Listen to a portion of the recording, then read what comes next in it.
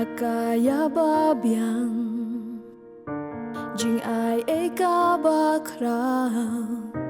hangi ublay ulapan pa yalu kumare u ai shaka birthday kipop ben real ban sios pa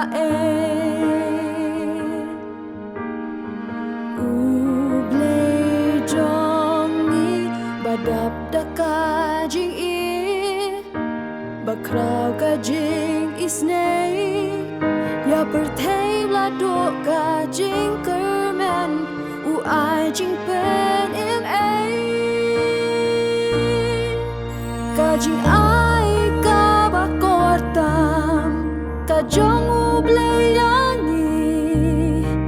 ka day habayu Jesus Christ u ai na mar jongi ba men wei ha jing dong ni don ka jing shai ngi u an ban long ya jing long pri u an ban shem ya ngi ba an pen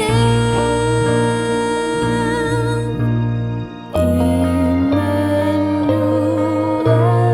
long kerteng jong u play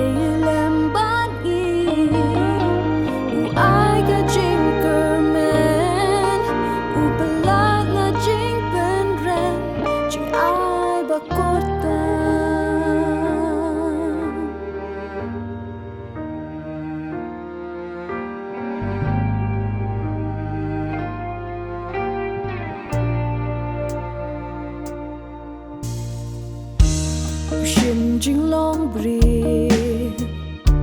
udan haka birthday ban ya u kam shem I tho dala ka jing star ya u kam la ban dian ya u kam la ban ngek satya